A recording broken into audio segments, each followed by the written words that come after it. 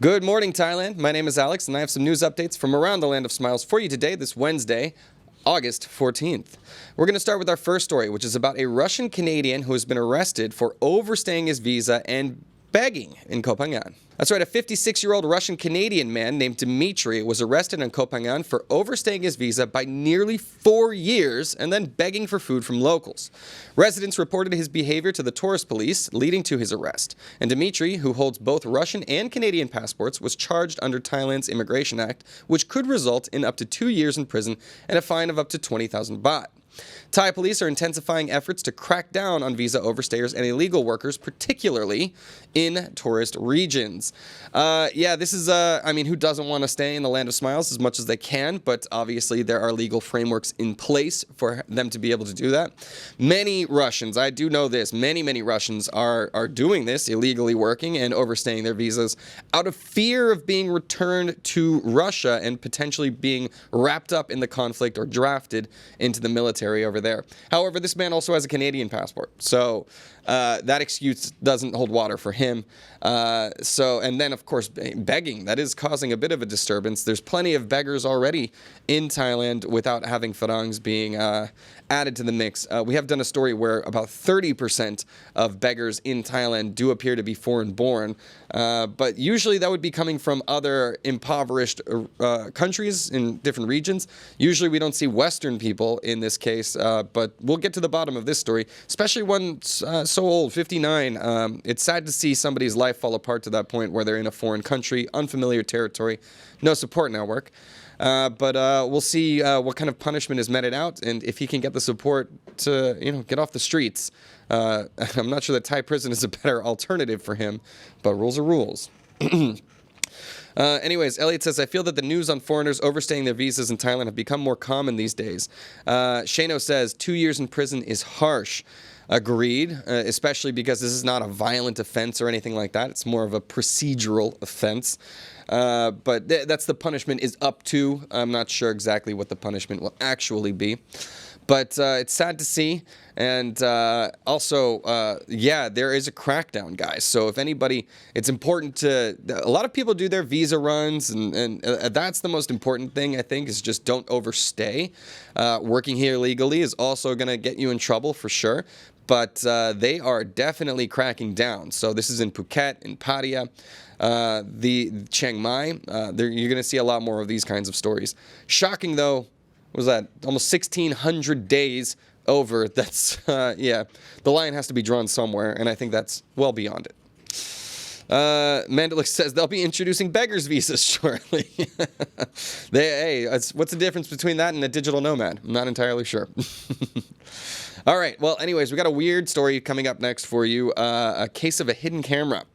Now, a hidden camera has been found in a Chon Buri apartment with a transgender caretaker suspected. So a transgender caretaker in Chon Buri is suspected of installing a hidden camera in an air conditioning unit in a Thai woman's apartment.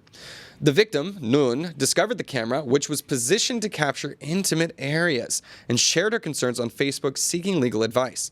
The caretaker, who had entered the room without permission days earlier, has since disappeared. Noon and her friends reported the incident to police, who are now investigating the case, including analyzing fingerprints left on the camera. The caretaker, however, remains at large. This is sneaky stuff, man, especially in a country where Airbnbs are such a big part of the economy and utilized by so many different people. Look, I get a nanny cam or something like that, but no, I don't. The whole point, there's like sort of an unspoken contract that when I have rented this place out, there's a certain degree and expectation of privacy. It's one thing, too, if it's in like, a living area or outside, like monitoring the outdoor area. Completely different situation when it's literally set up to catch your intimate moments in the bedroom or in the bathroom. Creepy, super gross. Also weird that they are not able to track this person down. So currently fleeing justice. Also, I'm sorry, I don't have a name. This is one of those situations where we should name and shame. But in this case, the name has been withheld as the investigation is ongoing. But glad that this woman found it. Glad she spoke out and can stop this person from doing such creepy activity in the future. Ugh. What do you guys make of that? Like, there was a great horror movie by Dave Franco, little James Franco's brother. I think it's called The Rental, which explores this concept in a very creepy and malicious kind of way. Yeah, it's not an uncommon story, not just here in Thailand, but around the world. So do be careful. I think they sell like hidden camera detectors too. If you just like shine a light, you can see the lens flash back at you. Might be something worth investing in if you are traveling around the world. Yuck. Creepy story. Sorry about that. And sorry about the next one. We have another creepy story again. Now, a Thai man has been arrested after a 3-week manhunt for a rape here in Bangkok. Police arrested 38-year-old Surapong, who evaded capture for 3 weeks after raping 59-year-old woman in Bangkok's Sinakhrin neighborhood. The attack occurred on July 23rd when Surapong forced his way into the victim's apartment, assaulted her for over 2 hours, and fled, leaving behind personal documents and help to identify him. Dummy. Surapong evaded police by moving between several provinces before being found sleeping under a bridge in Bangkok. He faces charges of sexual assault and has a history of theft, embezzlement, and other drug-related offenses. Gross. Absolutely disgusting. This is one of those ones, like, usually you hear about these stories and it's somebody close to the victim, somebody who is known by the victim. Not in this case. This is one of those horrifying events where person's just minding their business, somebody breaks in and commits the assault over the course of 2 hours. What a terrible and torturous event, and we're lucky it didn't escalate further than that. Also, what an idiot. He left behind personally identifying documents that made it very easy to track him down. He was living under a bridge. Obviously, he's not living a life of luxury or anything like that, but this man will be off the streets and in a Thai prison, potentially on the receiving end of the kind of punishment he was doling out. Absolutely disgusting story, but justice is in the process. Sing in My Car says, that's messed up. Jesse Dawson says, he that desperate? You know what I mean? Like, people that get addicted to drugs, that resort to theft, they are not contributing members of society. I don't think we should be too surprised that someone like this, who fits the bill, would resort to that kind of thing. It's also important why police get these people off of the streets before they can escalate the attacks and do something as horrendous as what we've seen here in this particular case. Timothy Smith says anyone who has a record should be kept off the streets. I'm inclined to agree. I also am inclined to think that prison should be a situation for reform as well as punishment in order to make sure that when people get out, they are able to become contributing members of society. This is recidivism is a big, big problem pretty much everywhere in the world. And without giving people the tools to escape the cycle of crime that they find themselves in, it's going to be difficult to, the crimes happen again, right? Like they resort to these things once again. I don't know. I don't know what the answer is, but I am hopeful that we can see some better prison reform systems that give people the tools to escape that cycle. However, it should be a punishment. Prison is a punishment for those crimes. Anyways, whatever punishment he had before, he will be facing a lot more as a repeat offender, and especially escalating his attack to something so heinous as sexual assault. Al Gore Rhythm, thank you for joining us, says probably has mental health issues too. I'm sure he does. This is not the kind of stuff that normal people engage in. Still not acceptable, especially when he's a danger to other members of society. All right, now moving on to our next story, we're heading down south where there's always been persistent unrest here in Thailand. A pipe bomb attack has injured a volunteer at the Narathiwat checkpoint. 2 assailants attacked the Batu checkpoint in Narathiwat by hurling pipe bombs, injuring a paramilitary volunteer and damaging property. The suspects caught on CCTV threw the bombs from about 40 meters away before fleeing on motorcycles. The explosion caused minor injuries to volunteer Pitak Chai Pung In and damaged a pickup truck. This incident highlights the ongoing unrest in the region where insurgent activists frequently target security forces. Authorities are increasing security measures and urging public vigilance to do as they work to apprehend the attackers. Terrifying stuff, especially someone who's, this isn't even like a majorly paid position or a soldier. This is just a volunteer trying to help and maintain order and security in that region. but it's persistent. And I just want to call you guys' attention to it because when we think of Thailand, we think it's a very safe, secure place. Obviously, I've never felt threatened once since I've been in the land of smiles. I'll knock wood for that. But yeah, there are still certain regions that are experiencing unrest, particularly in the south, where we have larger Islamic populations that are at odds with the authorities. Now, what exactly are the gripes? What exactly are the problems? We also see this. This is no stranger to anywhere in the ASEAN region. Philippines deals with this stuff. Indonesia as well. But here in Thailand, we also have that problem. So do be careful if you're traveling in that area because the unrest is real and still ongoing. Fortunately, no fatalities in this situation. But let us know what you think and what you make about what's going on down there. Okay, so, hey, Scotty D, hi, James, good morning, good evening in Chicago for you guys. Shano says, that is a form of terrorism. Of course it is. This is absolutely terrorism, throwing bombs and running away, especially at a volunteer. Now, it's a checkpoint, obviously, so that is technically military association, but still, this is not a very... How do these conflicts escalate? This is how it happens. And now you'll have more of a crackdown from police, which could beget more insurgent activity. Vicious cycle. And it's sad to see, especially all around the world with your conflicts in the Middle East. Obviously, what's going on in Russia. And, of course, Myanmar, our neighbors just to the west over here. I don't know. I don't like where the direction is trending. I would like to see a little bit more collaboration and cooperation rather than conflict, but I don't know. Do people listen? Now, Elliot says, not all places are safe in this world. Mandalik, if it's ignored, it'll definitely lead to bigger terrorist attacks. Yeah, that's the idea. But then the crackdown, of course, it's like this cycle. As an American, we know how this works. With our invasions in Afghanistan and Iraq, what's going on there these days? We did try to respond, obviously, to one of the largest terrorist attacks, the largest terrorist attack that's ever happened in 9/11. But the vicious cycle continues, especially, with the Taliban retaking power in Afghanistan and Iraq, still somewhat of a, questionable state where you've seen the rise of organizations like ISIS and the persistence of things like Boko Haram and even Al-Qaeda.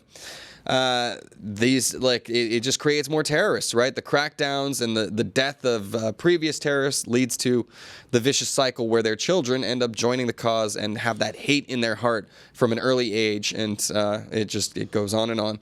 So can we all just get along? That would be nice to think of, but at the same time, countries have a right to defend themselves, and in this case, Thailand will have to figure out what to do with what's going on down south.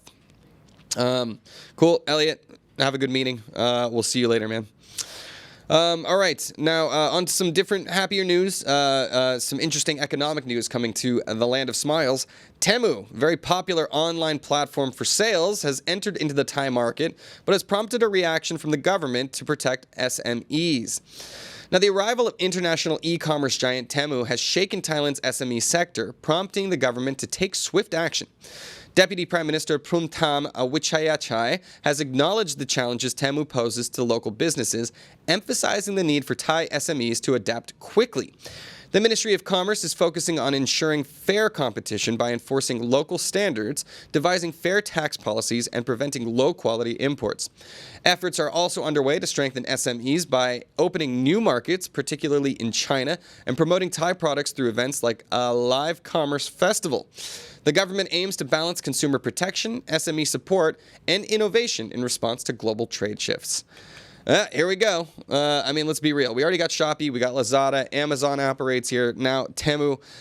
It's kind of nice to see a little bit more competition within this sphere, especially when you consider what a dominance and monopoly it has, or Amazon has had in the past. Other e-commerce platforms are entering the market, but at the same time, what is the quality of the products? Are consumers protected from dangerous products that are potentially being sold on those platforms? And what effect is this going to have on small to medium businesses here in Thailand and around the world? The internet has been great for getting small businesses and other smaller enterprises access to wider markets, and especially overseas. However, at the same time, That's a double-edged sword. Now, all of those other businesses have access to these markets as well. I'm no fan of protectionism. I don't think tariffs really do the trick. I like being able to access goods that are made cheaply around the world, that are maybe more effective and cost-effective. At the same time, it will have a far-ranging impact on the economies of these countries that don't have these protections in place. Buy Thai is what I would recommend. Support your local economy in whatever ways you can. Yeah, I don't know. Let me know what you guys think. How is this going to affect the Thai economy? And do you shop on Temu already? And have you had any good experiences or bad ones? Please let us know in the comments. Let's see. Temu versus Wish. Which is worse? Says I sing in my car. I don't know. You tell me. I don't really use any of those. I typically stick to Lazada here in Thailand. I'm not sure that that's any better in terms of an online platform and strangling small businesses. At the same time, many small businesses utilize these platforms to reach new markets. So, yeah. Jesse Dawson says the founder is the richest person in China. That's pretty rich. They have quite a fair share of billionaires over there. So that's saying a lot. Let's see. Mandalik says, recently a snake was decided along with Amazon here. Well, really? Beats me, man.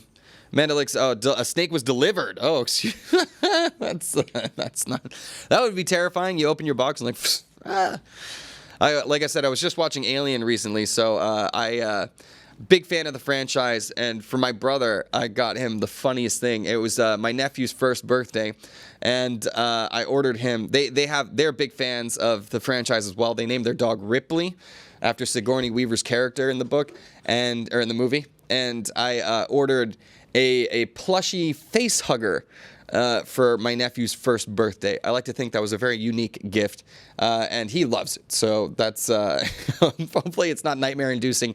I'm getting him trained to already enjoy the horror culture, as me and my brother very much do already. Good morning, Guns and Explosives. Welcome. All right, now we'll catch up finally with some news from the Olympics. Now, America has placed number 1, China number 2, but what about Thailand? Well, Thailand has ranked 44th in the Olympic Games, but 3rd among ASEAN countries. So yes, Thailand ranked 44th at the Paris 2024 Olympic Games, securing 6 medals, 1 gold in Taekwondo, 3 silvers, 2 in weightlifting, 1 in badminton, and 2 bronzes, 1 in weightlifting and 1 in boxing. This placed Thailand 3rd among ASEAN countries after the Philippines and Indonesia. Notable achievements include Panipak becoming the first Thai athlete to win 2 Olympic gold medals in Taekwondo. Prime Minister Srettha Thavisin praised the athletes' dedication and emphasized officials the need for continued improvement to achieve greater success in future Olympics. Congratulations, Thailand. Not too shabby of a showing. We got some gold medals out there. We got some silver. Taekwondo, who knew? We outpaced Korea and other juggernauts in that field. Yeah. Congratulations to all of the Olympic athletes. Now, we'll see what holds in 2028 when it goes over to Los Angeles. A few updates. There will be some new sports that will be joining, including baseball. But one particular event will not be making a return, and that will be breakdancing. I think we got to thank Australia for ruining that one for the rest of us. But anyways, let me know what you guys think. Congratulations to Thailand. And what do you make of the Paris Olympics? Was it a good one? Success? And are you looking forward to the ones coming in 2028 to LA? Please let me know. All right, that'll do it for our news for the Thaiger in Thailand, but we do still have a few stories for the greater ASEAN region. So first things first, we're heading over to the Philippines, where the Philippines is set to review an agreement with China on the South China Sea Shoal. So the Philippines announced that its provisional agreement with China to avoid confrontations during resupply missions to the disputed Second Thomas Shoal may be subject to future review.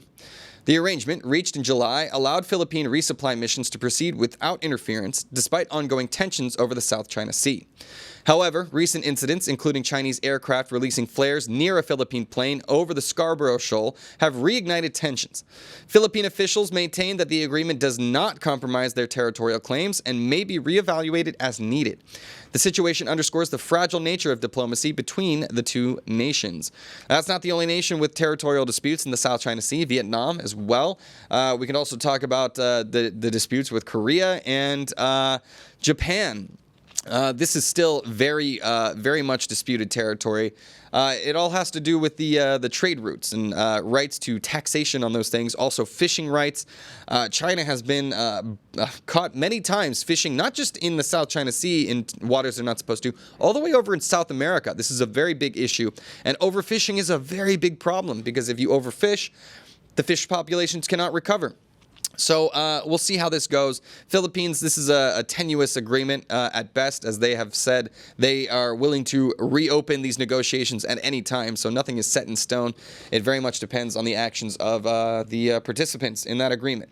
So what do you think? What do you make of it? Will China and Philippines maintain this steady balance, or will there be more disputes in the future? You let me know. Let's see. Now, regarding the last story, Guns and Explosives says, we'll never watch Olympics again after they allowed, a man to compete against women. I feel bad for the females who put so much time into the sport. Now, I think that might be some misinformation, my friend, because it seems like, at least from what I've seen, the Olympics allowed her to do it. The only chromosomal thing was done by the IDC, which was a Russian organization. Russia famously banned from many Olympics for all sorts of bad activities.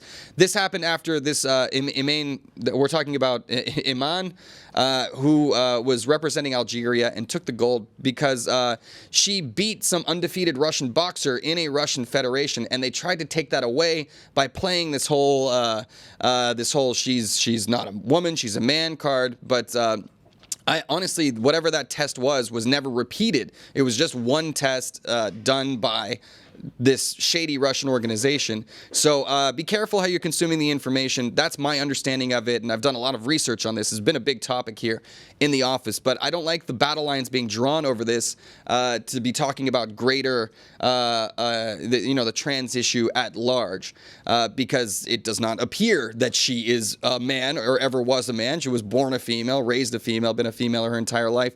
At the same time, I can understand the controversy. I do not think men should be competing with women, but I just want to be careful with this particular issue because, by all accounts, she's received apologies. She's received all sorts of, and she was allowed to compete. She also has a pretty mixed record. She gets beat up by women all the time. She loses. It's not like she's some undefeated phenom.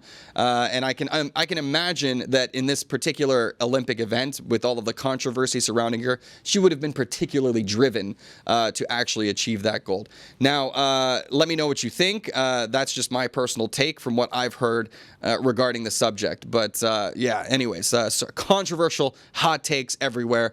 And I think a lot of misinformation being spread all over the place. Careful where you consume your news. Even with me, I am not the end-all, be-all. Please, I hate the do-your-own-research thing, but we got to trust experts at a certain point because, doing your own research, that's exhausting. You can't be a PhD in everything. You have to be able to trust certain news sources at certain points. And just don't be afraid to challenge your own mentality about this. I was in Camp U, Guns and Explosives, at first when I first heard this news. But after doing further research, it seems like that it's a much more complicated issue and much shadier history there. So anyways, my take. Sorry, I'll stop talking so much. Moving on to the next one. Nong Wasao says the Australian breakdancer will be a millionaire soon. No doubt. The meme queen there. Now, this is the kind of stuff that makes me want to vote Trump, though, because, the breakdancer, she made it to the Olympics because she has a PhD in, studying breakdancing or something like that, and that qualified her for some reason, but kind of a national embarrassment down there. At the same time, Australians are good at laughing at themselves, so it seems like they're running with the memes in a good way. Kind of an embarrassment. And if you've seen any breakdancing competitions anywhere in the world, you've seen better talent on display than what you saw at the Olympics. There's that, too. Let's see. Mandalik says China is synonymous with disputes. And Jesse Dawson says China lives for today, not tomorrow. The fish won't be here for the futures. Singing my car. I mean, misinformation. Dude, it's rampant. That's literally the name of the game these days. And the internet was supposed to give us access and connectivity and access to all sorts of crazy information at a moment's notice. But it's noise now. There's so much noise. This is one of those things where, I lived in China for a long time, and they have such a strict control over the flow of information. Obviously, they don't like anything that is against them, and I very much disagree with that. At the same time, they clamp down on misinformation about all sorts of different issues. Of course, they spread their own. So, it's just careful to be a media consumer these days, and I just really, really encourage everybody to get their news from multiple sources. Don't just go to let one. Bias is everywhere. There's no such thing as an unbiased news source. So please, please, please be careful with that. All right, and a lawsuit against J.K. Rowling coming because of she's a TERF. She's not a big fan of women or men becoming women at all. That's a very interesting hill that she's dying on. But especially with so many Harry Potter fans around the world, including the actors themselves, very much on the other side of the issue than she is. Interesting story. Anyways, cool stuff. All right, now, the Indonesian president has held the first cabinet meeting in the unfinished future capital. Indonesian President Joko Widodo, love saying that name, held his first cabinet meeting in Nusantara, the nation's unfinished future capital, emphasizing the importance of the $33 billion project despite ongoing construction and environmental concerns. Widodo, working from the city for 2 weeks, highlighted Nusantara as a symbol of Indonesia's future with plans for a green, sustainable city. President-elect Prabowo Subianto pledged to continue the project after taking office. While the government will cover only 20% of the budget, private investment is crucial, with incentives like long-term land rights offered to attract investors. However, the project faces criticism from environmentalists and indigenous communities over the environmental impact and displacement issues. Of course. Anytime there's going to be a new development, you're going to see the environmentalists and other activist groups come out and protest it. However, something's got to be done. Jakarta is sinking. Of course, that's also arguably a result of global climate change.